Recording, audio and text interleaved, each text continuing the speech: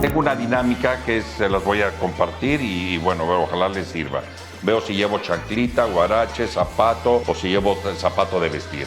Calceta deportiva o calceta de vestir. Pantalones, bermuda, short, traje de baño. De ahí me voy con los choninos, que es toda la ropa interior. Entonces hay camisa, camiseta, pues, de polo, si es corbata, en caso que vaya de traje, entonces mi saco. Si es lugar de frío, bueno, pues mi gorro para el frío, que no se me enfríen las orejotas.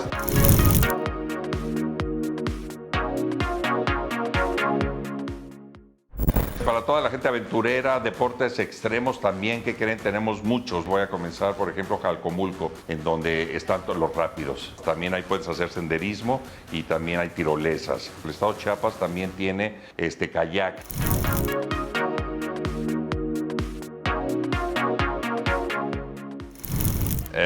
¿Cuál es el lugar más romántico que yo recomendaría para que lleves a tu pareja? Yo como buen jarocho, pues obviamente voy a recomendar mi tierra. Una velada en el mar se me hace maravilloso. Ya sea, y si tienes luna llena, qué mejor. Y si no, le pones unas antorchitas. Les voy a otra anécdota. En la Isla del Amor, ahí en una lanchita me llevó mi mujer y ahí me dio la noticia con una caja, globos y todo el rollo. Y de repente me dice, ábrela, esto es para ti. Y la veo y ahí me dio la noticia de que estaba embarazada y que estábamos esperando a nuestra hija Julia. En la Isla del Amor, aquí en el puerto de Veracruz.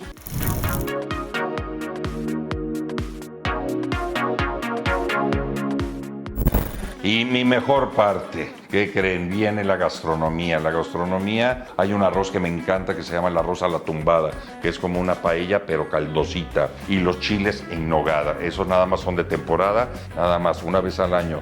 Ay, Dios mío, están los papazules, están los panuchos, está la cochinita pibil, las tlayudas. En Mipalta todos los años hacen lo que es la Feria del Mole. Ahí es donde vi unas cazuelas estas de barro maravillosas que también hechas por artesanos mexicanos, en donde vi moles de todos sabores y colores. Y en la parte norte pues siempre se caracteriza a los que les gusta comer unos buenos cortes.